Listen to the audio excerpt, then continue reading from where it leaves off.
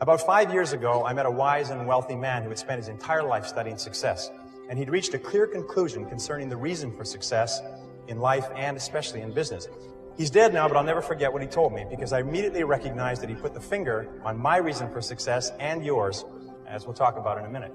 He said the key to success was to set a goal and then to stay with it until you achieve success in at least one important thing. He said that your subconscious mind will then accept that success experience and store it as a pattern, like a template. And then from then on, your subconscious will drive you and direct you and guide you to repeat the pattern of success in other things that you attempt. Another way of saying it is that nothing succeeds like success. Psychologists have demonstrated that achievement brings you a natural high. Once you've experienced your first great success, then not only are you unconsciously programmed to repeat it, but nothing else will ever give you the same wonderful sense of satisfaction. All high achievers know that. Anyway, I learned the truth of this idea many years ago when I first started traveling. I spent 8 years traveling around the world. And in many ways, a trip or a journey is a metaphor for life. My first big trip was that, and much, much more. It had such an enormous impact on me that I've never really gotten over it. My whole life has been different as a result of what I call the Sahara crossing. Let me tell you about it. When I was 18, 3 friends and I decided we'd go off and see the world.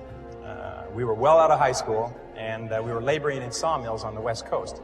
This is in 1963, and a lot of our friends were heading for Europe to travel around with backpacks. So we decided to do something different. Nobody else was going to Africa, so we decided we'd go to Africa. Of course, it never occurred to us to ask why it was that no one else was going to Africa. And that was our first mistake. After working and saving for a year, the 4 of us piled into an old 1946 Chevy and drove out of Vancouver, bound for Montreal, via Toronto. Actually, we just passed a couple of blocks from here on our way on that trip. It was late at night when we left. It was pouring rain. We were all 20 years old, and we were off to see the world. Anyway, I learned later that almost every great venture begins with an act of faith, like driving into the dark, into the unknown. In a way, nature protects us by shielding us from knowledge of the difficulties and obstacles that lie ahead. Because if we really knew all the problems we would face, the setbacks, the suffering, the temporary failure, and the disappointments, many of us would hesitate about ever even starting out at all. And our plan was to drive across country to Montreal, get jobs on ships to work our way across the Atlantic, and then head south across Europe to Africa. Pretty basic plan.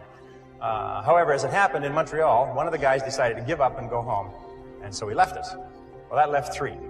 The other 2, after one day, still remember that, after one day of looking for work on the waterfront, decided to quit. Decided to quit trying and to spend their limited savings to pay their way across the Atlantic, rather than to work their way. I tried to talk them out of it. I told them that quitting is a habit. If you quit the first time you run into difficulties, you'll always quit when the going gets rough. You will, in effect, establish a pattern for failure rather than a pattern for success. But their minds were made up, so we split our savings and they took passage on a ship to England. I worked on a construction site in Montreal, hauling heavy things for the entire winter, and then I got a job on a Norwegian freighter out of Halifax in late February and arrived in England in mid-April. As I had predicted, my friends had quit and stayed in England working at odd jobs. However, we soon made up, good buddies again, and once more we headed for Africa. At this time, all we had was an 8.5 by 11-inch page about this size that had Europe and Africa all on the same map, on the same page. And it seemed to be a very simple thing to go from London, which was up here, to Johannesburg, which was down here.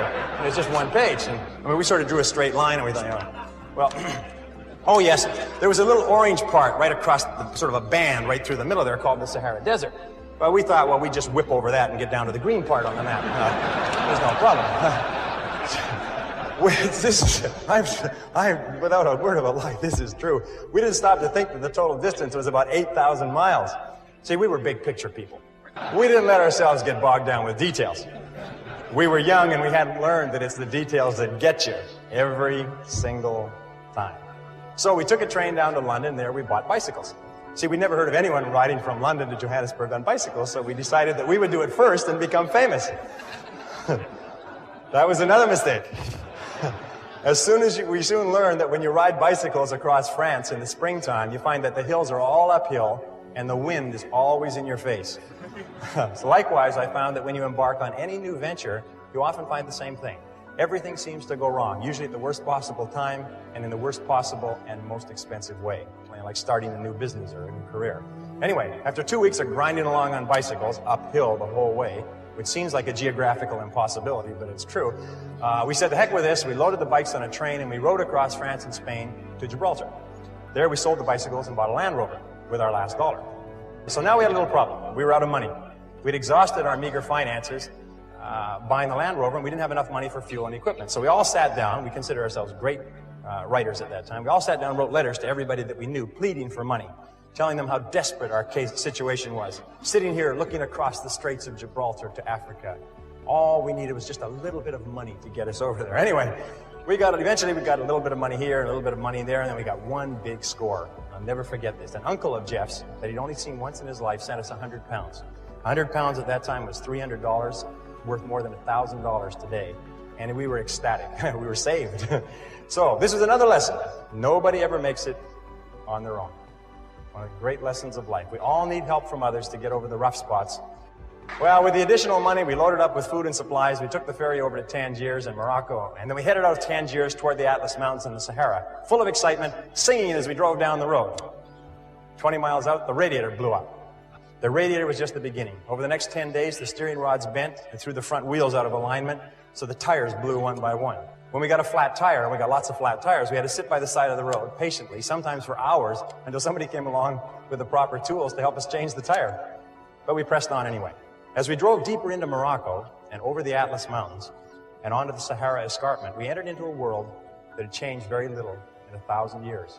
There were long, long stretches of barren country roads and an occasional oasis surrounded by primitive farms, which was irrigated from wells and underground rivers. And that began an experience that I still remember quite clearly, and I think you'll be able to relate to this. By this time, I was speaking French fairly well. We could converse with the natives in the occasional small towns that we passed through. And in one town, early in our slow, halting trek across Morocco, someone asked us where we were headed. And we told them that we were going across the Sahara and into Africa. And he said, "Oh no," he said, "you can't do that." He said, "You'll die in the desert." Well, I whipped up my dictionary quickly because I didn't understand the expression. "Vous allez mourir dans le lust." We then began to hear this on a regular basis everywhere we went. We'd stop in a small town, and people would bring their friends up to us and introduce us as the young men who were going off to die in the desert. Well, they seemed quite cheerful about it, but after a while, we found it kind of irritating. I mean, and by the way, these were not your average Arabs. These were Bedouin and Tuareg. These were desert people, members of tribes that lived in the Sahara for 1,000 years. I mean, they were in a position to know what they were talking about. And I learned a valuable lesson from this. I learned then, and for the rest of your life, whenever you try to do something out of the ordinary, people will line up to tell you that you can't do it, why you can't do it, that you'll lose your time, you'll lose your money, that you will, in effect, die in the desert. Even people who should know better will try to discourage you. To achieve anything greater worthwhile, you must train yourself to rise above these people, ignoring them and pressing on towards your goal regardless. Your time is your most valuable asset, and your ability to use your time, to spend your time well, largely determines your success and your income and everything that happens to you. And this brings us to what we call the law of forced efficiency. Now, the law of forced efficiency says there is never enough time to do everything, but there's always enough time to do the most important tasks. When you start to get under the gun, you have tremendous pressure. You have to have a job or task or project complete by a certain time. It's amazing how efficient you become. You become forced to be efficient. So the key in using the law of forced efficiency is to get really efficient before you run out of time. And the way you do it is you ask a couple of questions. One of the questions you ask is, what are my most valuable tasks? What are my most important tasks? What are the things that you do each day that are more important than anything else? Another question you can ask is, why am I on the payroll?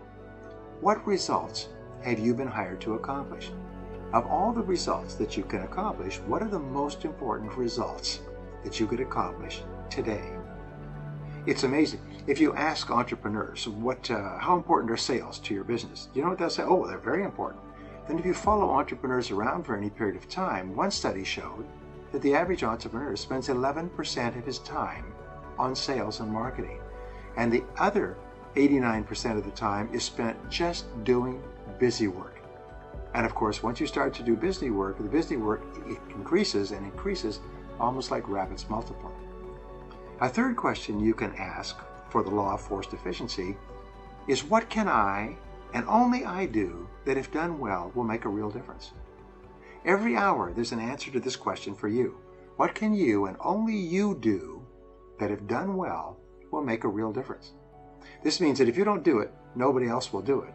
But if you do it and you do it well, it can make a difference to your life and to your business. And the final question for forced efficiency is this: what is the most valuable use of my time right now? This is the greatest of all questions in time management. And all the books and tapes and courses and time management systems all come down to the answer to this question. What is the most valuable use of your time right now? Whatever your answer to that question is, minute by minute and hour by hour, be sure that you're working on that and not something else. And you become one of the most efficient people in your business.